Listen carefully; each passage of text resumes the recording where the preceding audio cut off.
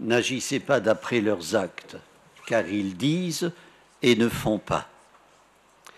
Frères et sœurs, cette ferme recommandation que Jésus adresse aux foules et aux disciples vise ceux qui auraient dû se trouver au premier rang de ses partisans, les scribes et les pharisiens.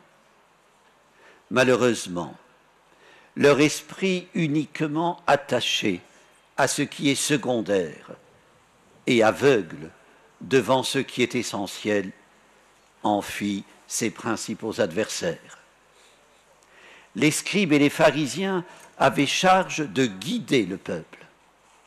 Or, parmi eux, il y en avait qui manquaient à leurs obligations en démentant leur dire par leur faire. Ils prétendaient imposer aux autres ce qu'ils ne s'imposaient pas à eux-mêmes. Il n'est pas tolérable, dit Jésus, qu'un responsable se pavane devant ses fidèles et leur fasse la leçon en oubliant de porter un regard critique sur lui-même. Donner le change, c'est se conduire à l'hypocrite. Frères et sœurs, de ce comportement, tout disciple doit se garder. L'hypocrisie n'est pas propre à un groupe juif contemporain de Jésus. Elle gangrène tout, y compris le religieux. Si Jésus réagit si vivement, c'est parce qu'au-delà du comportement de certains clercs de son temps, il ne vise pas qu'eux. Matthieu, qui relaie Jésus, fait de même. Les scribes et les pharisiens ne sont qu'un cas de prévarication, mais leur exemple n'appartient pas au passé. Sommes-nous sûrs nous-mêmes de ne pas fermer à ceux qui nous observent les portes du royaume?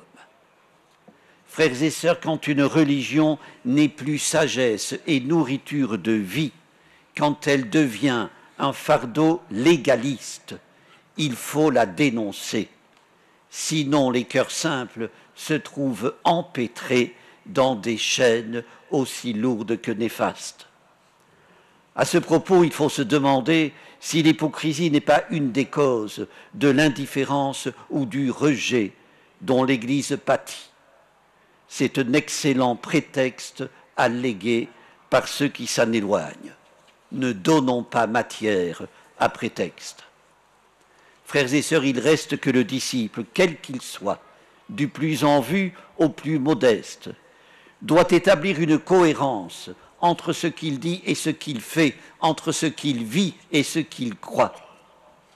Dire et ne pas faire est une tromperie, répète le pape François. Cette tromperie conduit à l'hypocrisie de ceux qui se font des têtes d'images pieuses, qui prient avec ostentation, se croient plus justes que les autres. Or, ajoute le pape, personne n'est juste de soi-même. Nous avons tous besoin d'être justifiés, et le seul qui nous justifie est Jésus-Christ. Frères et sœurs, pour assurer la cohérence entre ce que nous disons et ce que nous faisons, il faut prendre un chemin de conversion, pratiquer le retour sur soi et l'humilité. Ne pas oublier, en toute simplicité de cœur, l'essentiel. Notre citoyenneté est d'ailleurs. Puisque nous sommes des envoyés, ne nous fourvoyons pas. Restons sans cesse reliés à notre port d'attache. Notre témoignage se vit spirituellement dans l'accueil de la parole de Dieu et dans l'accueil des uns et des autres. Dans la continuité de ce que rappelait Jésus dans l'évangile de dimanche dernier, se faire le serviteur des autres. Le plus grand parmi vous sera votre serviteur. Frères et sœurs, apprenons à porter sur tout être humain le même regard de miséricorde que portait Jésus.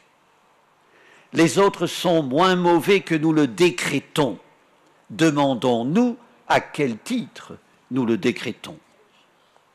Apprenons à aimer chez nos frères et sœurs la part la meilleure. Dieu ne nous autorise pas, Jésus nous l'a enseigné, à enfermer quiconque dans le carcan de nos jugements. Qu'il nous garde de toute discordance entre dire et faire, qu'il nous préserve de toute imposture. Amen. Prions le